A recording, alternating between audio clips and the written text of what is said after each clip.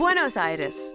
Initially a Spanish settlement in South America, it quickly flourished into so much more. With its truly European flair, the Argentinian capital bursts with culture and history. The Italian influence, it's in our hearts. A prize for foreign invaders, the seat of revolution, the stronghold of dictatorships, Buenos Aires has seen its share of the good and the bad. In this country, the only constant is change. The people of Buenos Aires are called Portenos, the people of the port. And through all the changes, many things about the locals have never changed, like their passion for beef. El tema del consumo de la carne. The meat is the basis of our diet. El elemento básico. The Porteños take time to eat well and enjoy life. The tango may remind them of their history, but they live for today. And they dance like there's no tomorrow. If the past has taught them one thing, it's that the future is full of surprises. Everything here can change in the blink of an eye.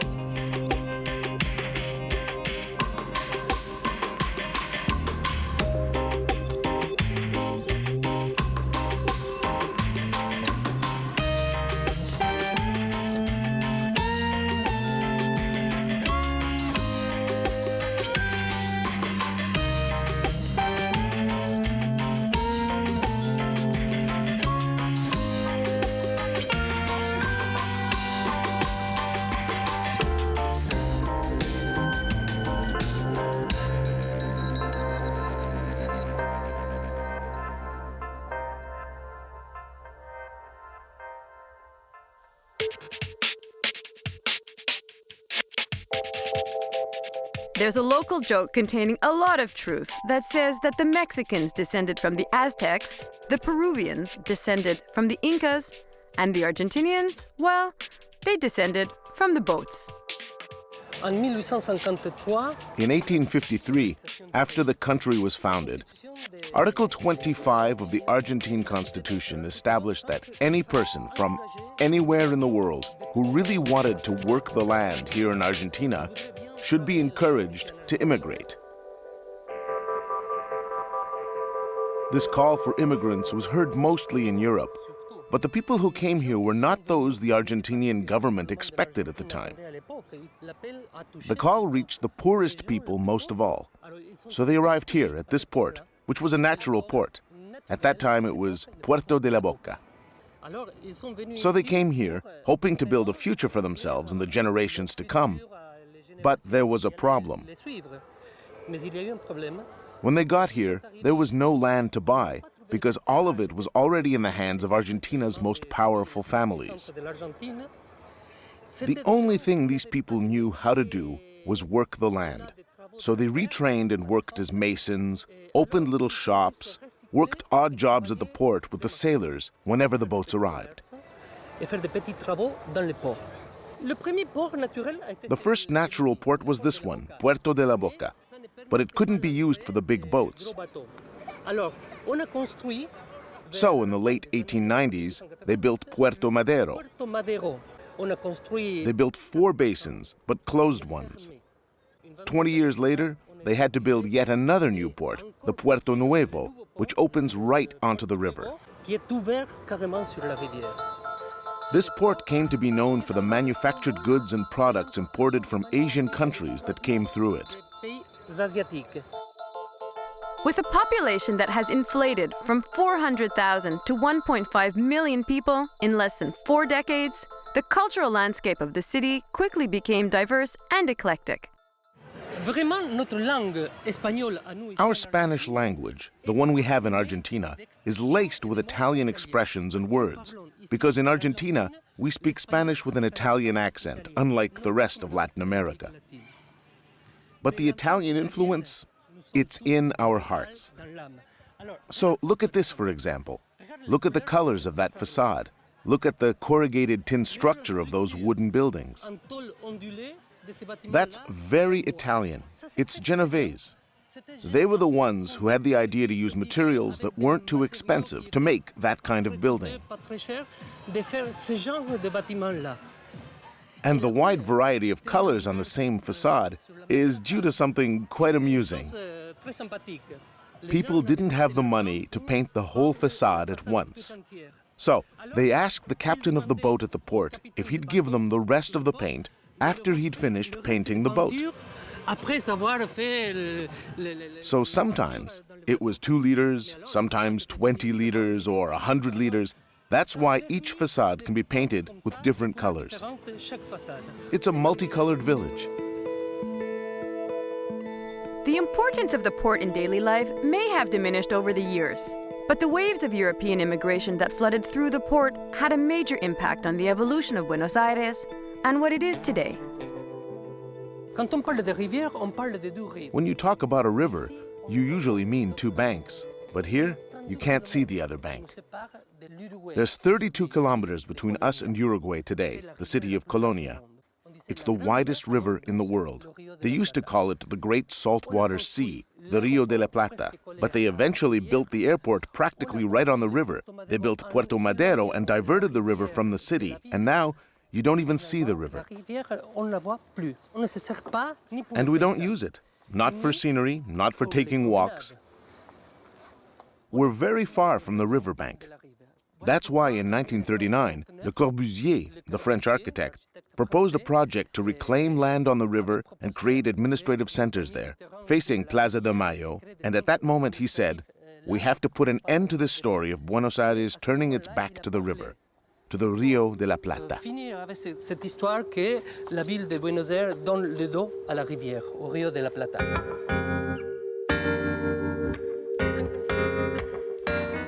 Silvina Barredo is an expert on the multiple personalities of the city's architecture. A location scout for the film industry, she shows me why the city can double as Paris, Berlin, and even New York. It is very eclectic. You have from Art Nouveau to colonial to very modern things. I hear that certain parts of the city can be mistaken for other cities. Is that Yes, true? there's places like a particular corner that if you put the right signs and you put the right cars, you can mistake it by Paris or with New York. It is in fact amazing, and that's one of the reasons why people like coming filming here. Like, you can totally, they call it look-alike locations. That you can film here as if you were in Manhattan or as if you were in Paris. So everybody feels at home here. Yes. In some spot. Yes, in some spot. You have to find your spot, and then, yeah, totally. And the city can play many different characters. A cozy and inviting neighborhood, a large cosmopolitan avenue, or a look-alike for the Champs-Élysées. It's a really nice thing to look at the Avenida de Mayo because it really reflects that eclectic look in the city. It was first built like looking at Paris and seeing the architecture that Paris had, admiring that as like the cleanliness of it, and they actually used it as a lung of the city. So all the trees and the green could clean up the air, you know. They went to the Paris look, but they also wanted to look very Spanish, so they took some of the French that they loved the most. So it had a lot of Art Nouveau, but it also had a lot of colonial and, you know, very eclectic kind of look. This is a really iconic street here because it was the first avenue here and in South America. And in the underground, we can see this is one of the entrances to the subway. This was the first subway in Argentina and in South America too. It's called the A line. It was a huge deal when they built the street because when they built it, it was meant to be the main spot where commerce was going to take place. And a lot of the hotels that still work here were the places where the immigrants used to stay when they came here for commerce or when they came here like around, I'm talking about 1850s or something like that. Palermo Hollywood, it's a place that has recently emerged, I say, because It was a really ugly place. Like 8 years ago, it was really unsafe to walk the streets there and everything. But then it started uprising. It had really nice restaurants around it and really trendy, kind of cool clothing stores opening there. And it really, really brought up the neighborhood. Palermo, the most talked about neighborhood in the city, and for good reason. It embodies all the defining characteristics of the city's soul, and it's where the famous Casa Chorizos were first built.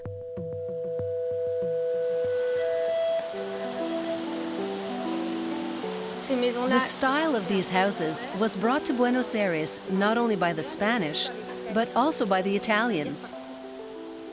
It came from everywhere, brought by all immigrants who could come and settle down here.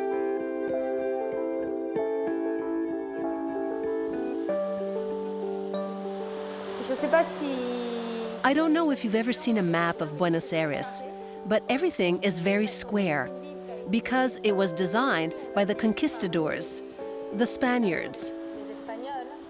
And when they arrived, they already had their map in hand.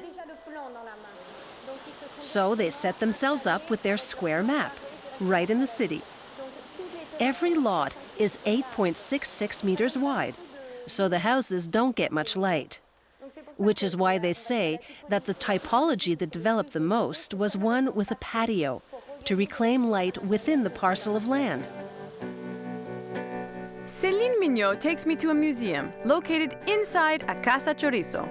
If most of these traditional residences have been transformed into modern homes, this one still retains its original structure. Chorizo, ça veut dire saucisse. The sausages, you know, they all come with strings. They're strung together one after the other. Here, the rooms are strung together one after another, all stretched out. Why all stretched out? Because they decided to cut the lots into two, to leave half to the patio for the skylights and the other half for the rooms.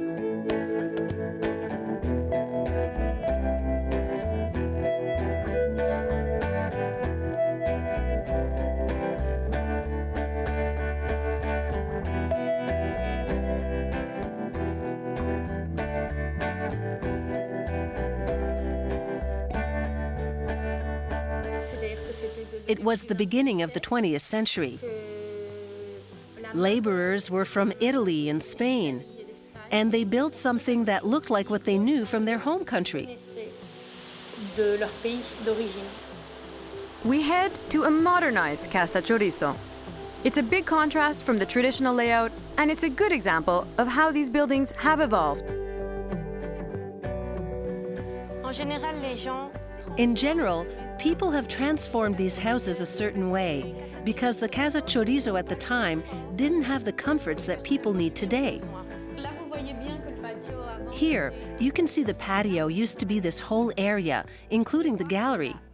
And you can see how you get around inside, from one room to the next, while outside, it's under the gallery, which was covered but still outside. What's important to mention is that back then, the back of the garden was really the private space of the people who lived in a Casa Chorizo. And that's where most things took place.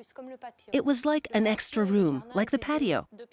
The patio and the garden were two very important rooms, because in Buenos Aires, people can spend half the year outside. It can be very hot, and so people really use it a lot. As a foreigner, when I walk through the streets of Buenos Aires, it saddens me that they're destroying old Casa Chorizos to build modern buildings. I guess you could say there's also the real estate investment side. Today, Buenos Aires is growing vertically since the city isn't expanding. Buenos Aires, like most cities in the world these days, is undergoing major gentrification. Luckily, many elements of its European heritage have been left virtually untouched. To show me how the city is transforming, Gonzalo Ferradas takes me to Puerto Madero, a section of the old port that has been completely revitalized.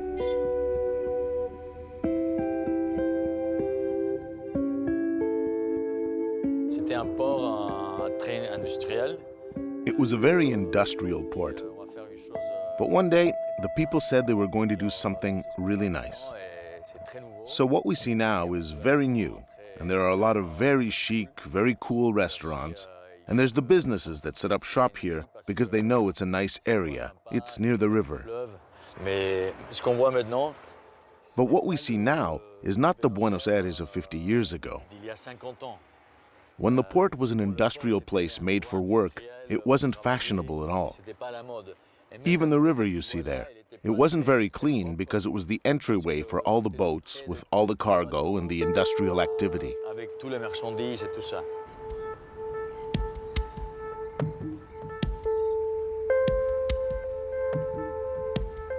Porteños, ça veut dire bien sûr du port. C'est les gens qui viennent de la ville de Buenos Aires. Porteños means people of the port, the people of Buenos Aires, because the port is Buenos Aires.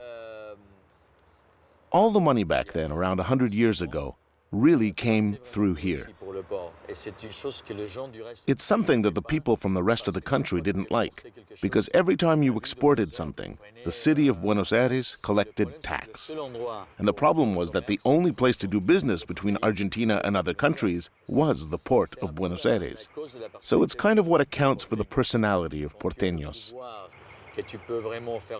When you've got power, when you can make a lot of money without working because you're just handling passages and taxes, you become a little arrogant. There's no reason for it, but you think you're superior. Until after the Second World War, when Europe was in ruins, Argentina, because of its wheat and meat, was a super rich country. So back then, people said you were rich like an Argentinian. So people were very sure of themselves. We have a super city, a powerful economy. We have everything. And yes, we have a rather self-assured personality.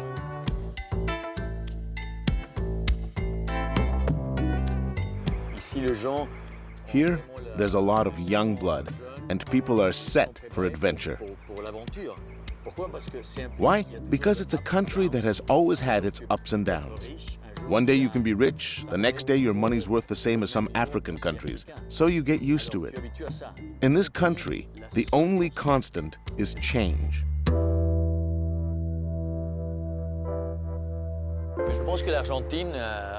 I think Argentina is like a teenager. There's a period when you're very unstable, and it takes a lot of time for a country to really achieve stability. Despite all the negative things I've said, it's an outstanding place. You have the Italian friendliness, you've got a Latin flavor. People love life. People here think it's more important to be with a friend than to work. It's not good for the economy, but at the same time, I'd rather live in a country that's a little chaotic than in a country that's perfect, where everything works well, but there's no joie de vivre.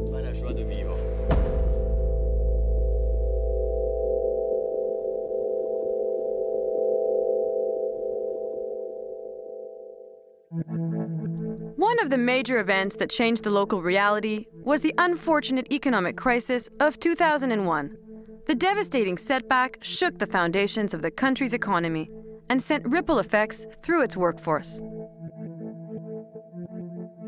But the crisis brought out the resilience and resourcefulness of the porteños. Sébastien Grenier, who is involved with one of Argentina's biggest unions, meets me at a factory that was successfully saved by its workers. In 2001, Argentina was hit by a major economic crisis. In the 90s, many factories were shut down, which hugely increased the unemployment rate in Argentina. And with it came poverty. People found themselves jobless in the middle of an economic crisis. They saw that some owners were leaving their factories empty, so they decided to take over the factories, to keep them running so they could keep their jobs. That was one of the ways they could get out of the crisis. Between 8,000 and 10,000 jobs have been saved by this process. And the trend is growing. More and more self-managed cooperatives are created each year. And this liberal approach to business has become a defining element of Buenos Aires. It's pretty special. When factories close, workers usually go home with their heads hanging low. But here, people said, no, we want to keep our jobs, it's important to us, and we need them. taking over the factories was the only way to keep their jobs. Mario, ¿cómo estás?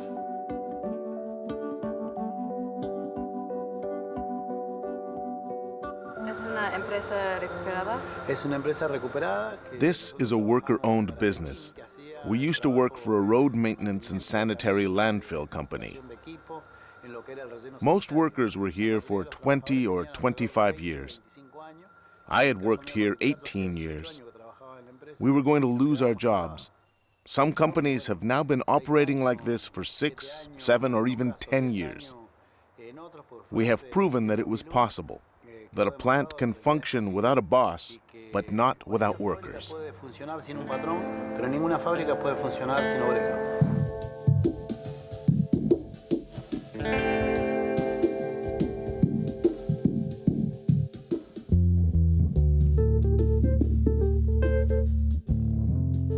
The Porteños are not afraid to take fate into their own hands. The employees of this former Adidas shoe factory have used their know-how to keep the place productive.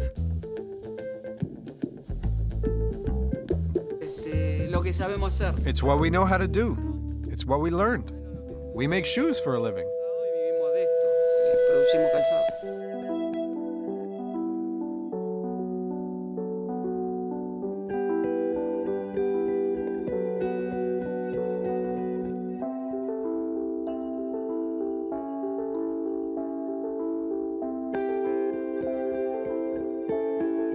Cooperatives like this have proven their success and have multiplied since the crisis.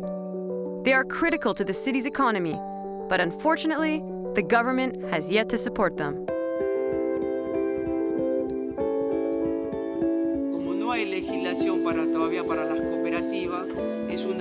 As there are no laws governing cooperatives, we must fight as a group. We try to organize ourselves with our peers to get an active appropriation. This allows us adequate access to loans so we can buy raw materials and organize ourselves in the long term.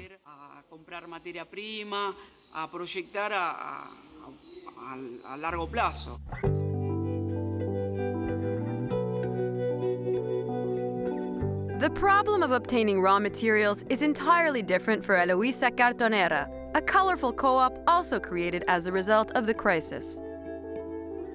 During the 2001 crisis, we couldn't make books because we couldn't make copies and covers. So we started searching for a new way to make books. And we decided to make them out of cardboard because it's a much cheaper material that can be recycled. Que es un material barato que está en todas partes y de paso reciclarlo.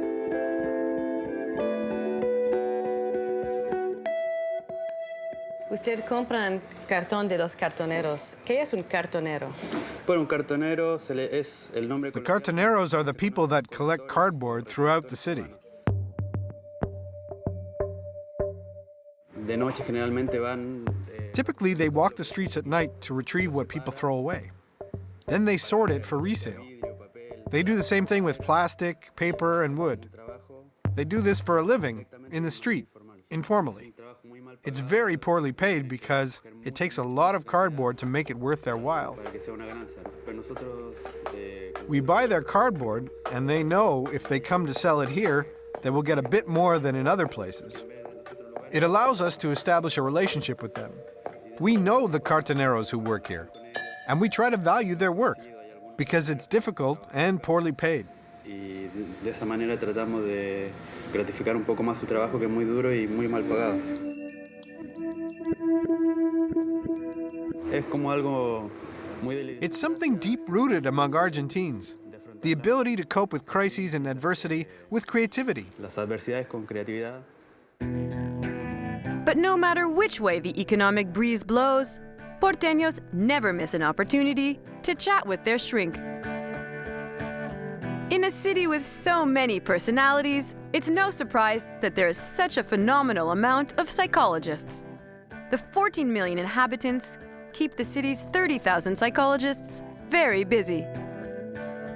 Consider this. In the US, there are 30 psychologists per 100,000 citizens. In Canada, there are 35, and in Germany, 51. In Argentina, there are 145.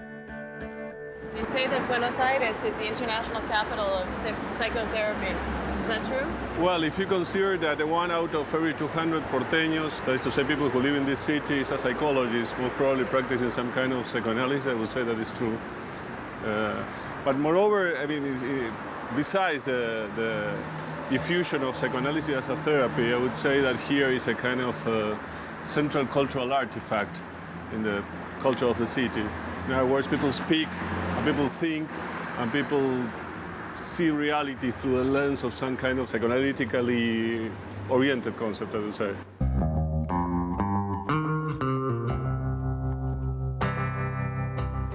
But it's something that is not taboo. And No, not at people all. are very open with it. Absolutely, absolutely. In fact, if you are in a kind of a social gathering, I would say middle-class social gathering, and you mention that you have never been in psychoanalysis and that you don't know what it is, probably there are people going to wonder what's wrong with you. Do psychologists have their own psychologists? Of course, yeah. In general, all the this part of how the market is expanded, because all psychologists and psychotherapists are in therapy themselves, so that's what it is. This part of Palermo has the highest concentration of psychologists in the city. And that has earned it the suitable nickname Villa Freud. I remember one time my grandmother used to live in one of these blocks, and I was taking a cab to visit her like at 3 o'clock in the afternoon, and the cab driver started by asking me whether I was going to the shrink or coming from the shrink, because, you know, at 3 o'clock in the afternoon in this area there's nothing else I could be doing. So it's I imagine a lot of psychological conversations take place in the taxi.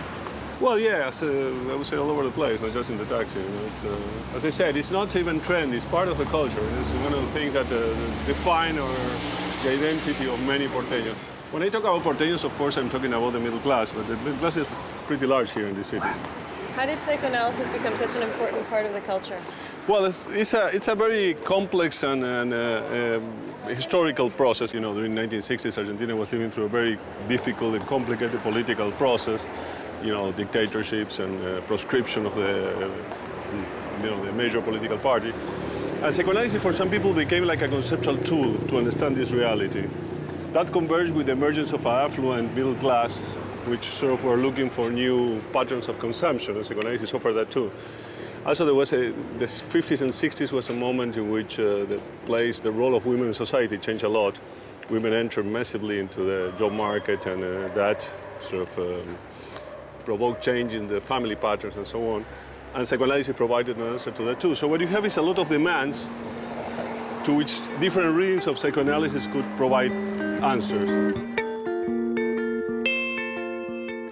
Well, I don't know who needed psychoanalysis more. What I know is that the fact that women entered massively and very fast into the job market meant that there were a lot of things, questions and problems that emerged. And so psychoanalysis provided a theoretical framework to give an answer to those things, you know, from women's sexuality to the fact that they couldn't take care of the children as they did before, or that they, you know, the role in the family changed. So at least one version of psychoanalysis provided an answer to that.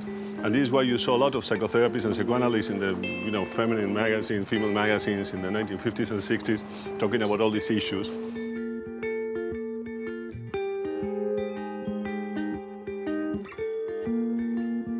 You know, it's interesting because Porteños, I think they are not aware at all how unique this interest in psychoanalysis is. In fact, you know, when I started working on this topic, it was like over 20 years ago.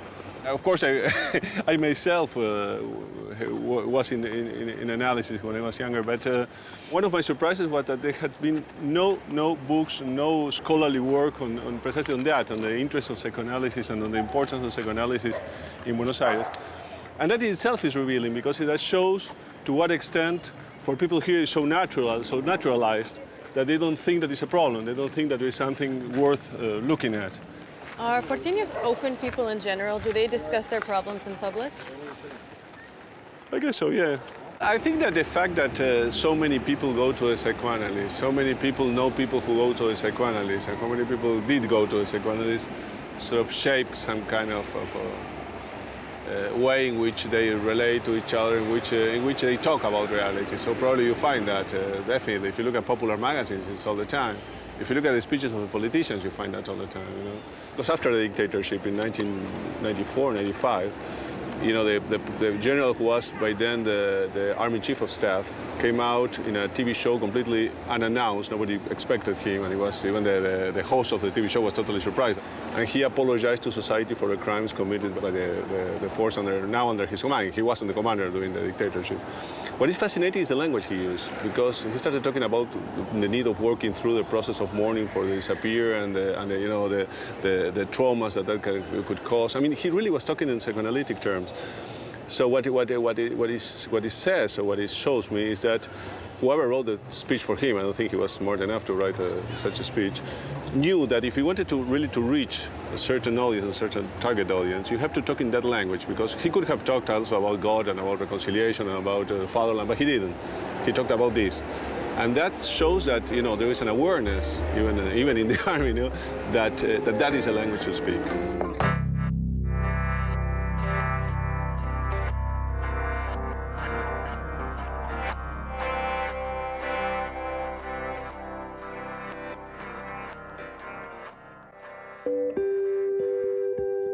I don't know if there's a connection, but the city that employs the most psychologists also consumes the most beef.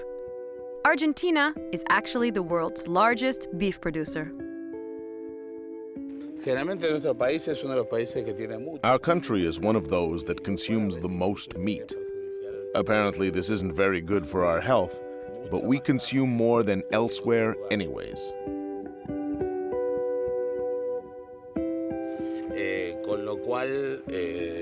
It's a cultural thing. In Argentina and Uruguay, the meat is the basis of our diet. We go to the butcher when we prepare an asado. An asado is a barbecue. In Argentina, it's a tradition, an excuse to get together, have fun with friends, and of course, eat food. It's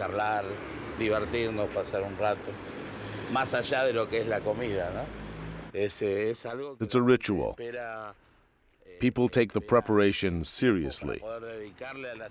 You can't have an asado just like that. It has to be prepared. You have to get the meat, make the fire. Any excuse is good to make an asado. Es algo que la gente está esperando encontrarse y encontrar una excusa para el asado. National beef production is about 2.7 million tons per year, 80% of which is consumed by Argentinians. And just how much beef is that per person? 75 kilograms, or twice that of the average American.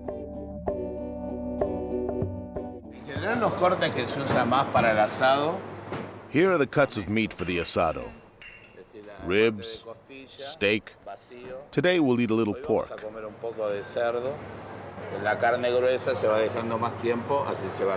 Any meat is good, really. The thicker pieces need longer cooking. It depends on individual tastes. Más cocido, eso va en la persona que lo consuma. Generalmente uno lo lleva y dice, no, le falta un poquito. And some will only eat what they cook. The Portenos, with their legendary pride, will tell you that this is the best beef in the world. But with the global food market influx, the price of beef has risen drastically. Perhaps the locals will have to cut back just a bit on their barbecuing.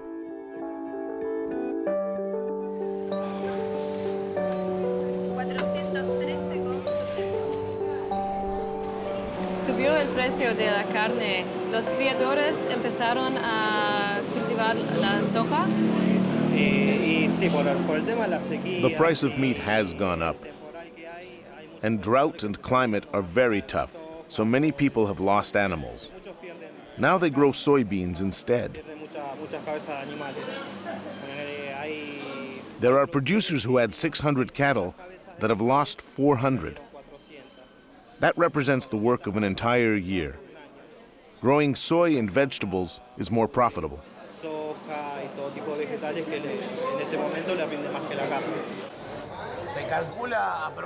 We calculate a half kilo per person.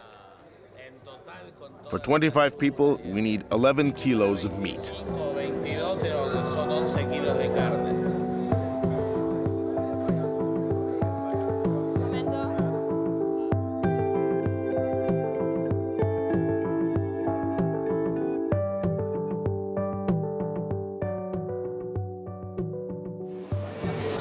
Chao, chicos.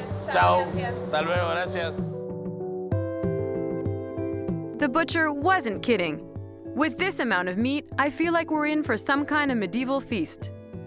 As a vegetarian, I must admit I was kind of worried. But the ritual around the meal was fun and heartwarming, cooked and eaten with love. It's raining in Buenos Aires, but there's still an asado. It's party time. All our friends are here, so we're 20 or 25 people. We will ensure they all eat well. We've been preparing this for more than 2 hours. Preparar el fuego y poner la carne más o menos 2 horas. Y acá tenemos We have chorizo, embutidos con carne de cerdo y carne de vaca y grasa. Después tenemos acá this is pork, ribs, esto es lomo. filet. It's a luxury, but it's raining, so we deserve it. Y después, bueno, acá hemos incorporado Then I added potatoes and green peppers for the vegetarians. y morrones para los vegetarianos, exactamente. Pero sí es un lugar de privilegio y mucha gente It's se a pelea privilege por to be an asador. We fight for the job. Many people try, very few succeed. Es un rol importante, riesgoso. It's important and it's risky because you can mess up.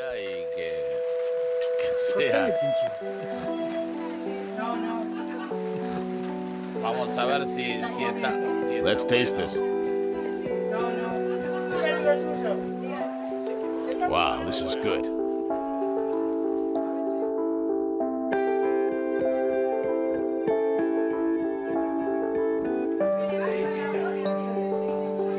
¿Tienen hambre? Buen provecho.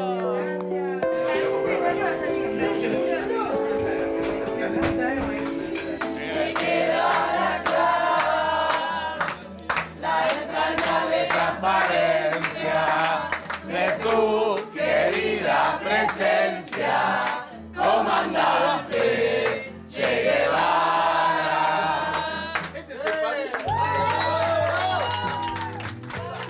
The asado is much more than a meat eater's fest.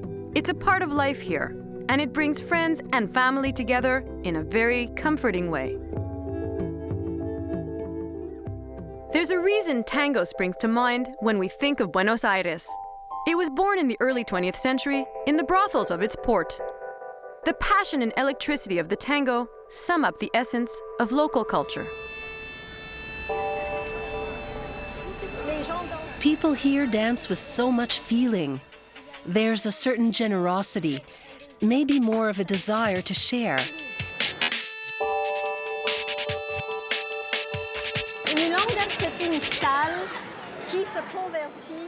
A milonga is a room that turns into a dance hall, and people go whether or not they like how it's organized.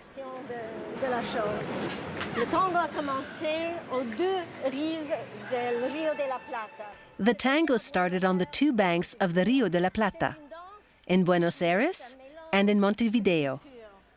It's a dance that's a mix of cultures, ranging from the African slaves to the Italian immigrants, especially the Neapolitans with their sentimental songs.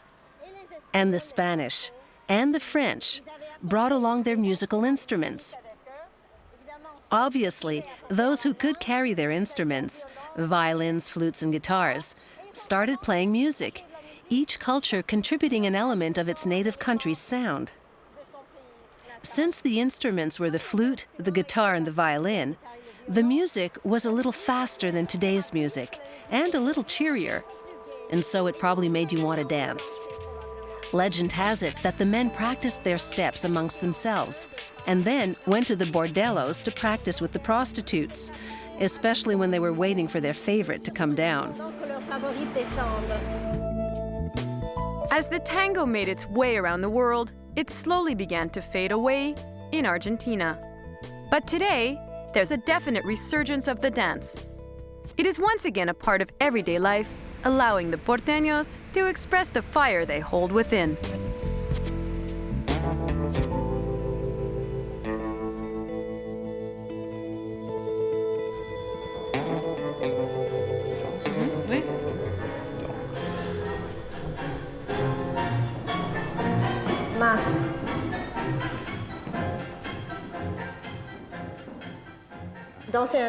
The tango is a 3-minute love story.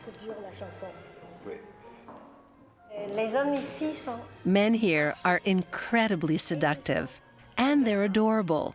But as you said, it's a game. It's such a big part of their nature.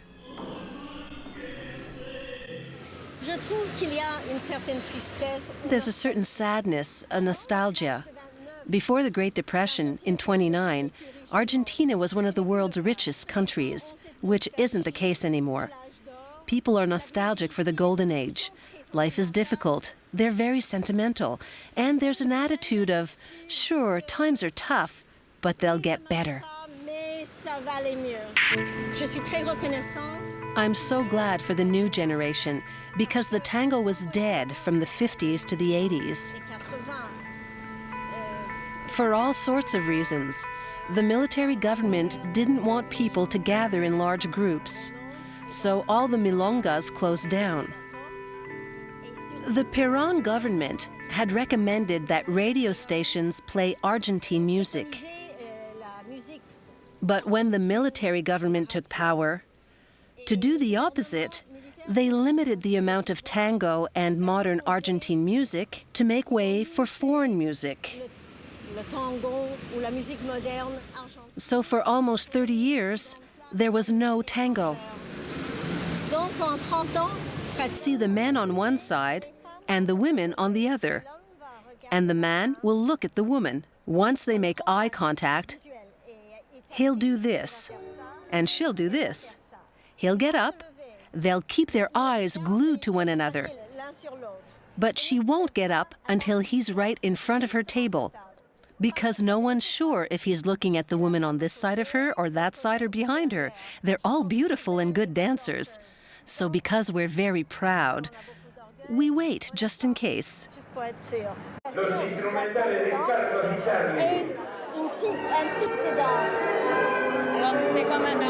Now let's see if someone will invite me to dance.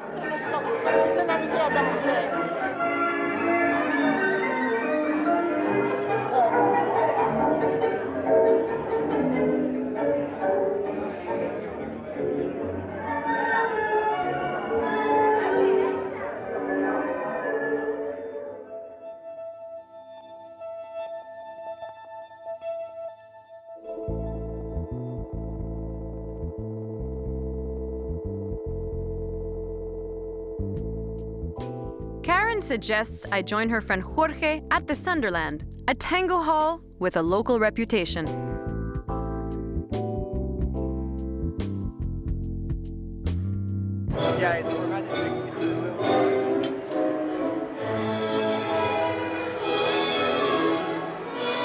This is not how I imagined the world of tango. The relaxed and unpretentious atmosphere is charming. Karen was right. The tango is something that happens between two people. What happens around them just disappears.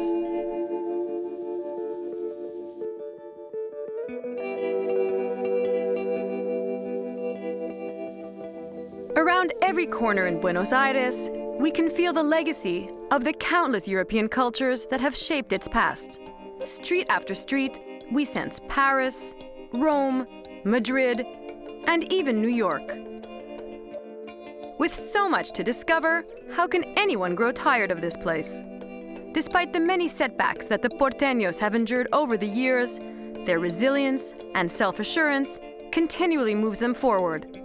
The city beats to its own drum and dances its own tango.